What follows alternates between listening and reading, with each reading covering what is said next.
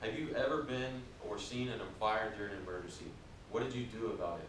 Would you like to be able to have done something about it besides just call 911? Well, that's what we're here today. I'm going to talk to you about using a fire extinguisher. Fire extinguishers are a great first line defense for small fires. They've been around for a long time, starting off with little glass globes that we used to throw at the fires. So they've been around a long time. Fire extinguishers are easy to use if you'll remember the mnemonic PASS. It stands for pull, aim, squeeze, and sweep. And I'm going to teach you about those methodically here in a minute. As you can see from my uniform, I'm a firefighter. I'm also a fire inspector. So I've inspected over 5,000 of these in my career. So I'm pretty familiar with fire extinguishers, how they work, and teaching them as well. With the fire extinguishers, NFPA says that 94% of the time that they're used on fires, they actually extinguish that fire. So only 6% of the time do we have to go to something like call the fire department or step up to a bigger fire extinguisher. So the first thing with using a fire extinguisher is you've got to find the proper fire extinguisher. Most businesses and homes have one that look like this. If you don't have one in your home, this is the style that we recommend. Fire service professionals recommend the ABC 5-pound fire extinguisher. The ABC stands for what types of fires that it can put out. So A being your ordinary combustibles like paper, trash, B being flammable liquids or gases, so if your stove caught on fire, and C being charged electrical equipment. So if your computer caught on fire, you could use this on that fire while it was plugged in and it wouldn't hurt you. You could not be electrocuted. So it'll pretty much put out any fire that you're going to come across routinely. That's why we call it ABC, one that we recommend once again. The P for pass stands for pull. This right here is the pin that keeps the unit from being discharged. It's held in place by this tamper seal. So you're going to grab the pin and pull it firmly like this.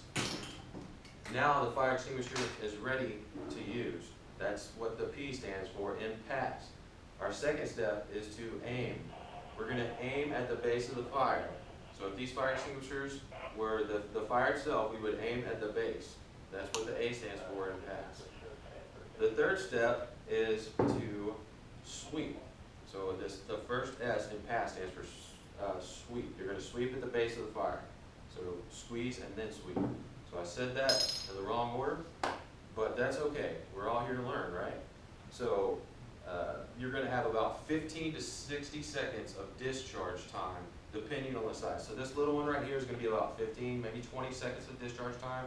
This big one right here that we carry on the fire trucks, you've got almost a minute of discharge times when you're squeezing the handle. So if I were to squeeze this handle right now, it would discharge a big white cloud all over all of us. So it is a powder that comes out, and it extinguishes the fire very effectively. Remember on your ABCs. So pull, aim, squeeze, and then sweep is what the mnemonic PASS stands for. The tamper seal, I'm going to go back to the tamper seal. It keeps the pin in place so that kids don't play with it or so that it doesn't accidentally fall out. So let's say you keep one in your car and the tamper seal is not in place, that pin could fall out. Now this thing is ready to go off. If it just barely hits something, it's going to discharge.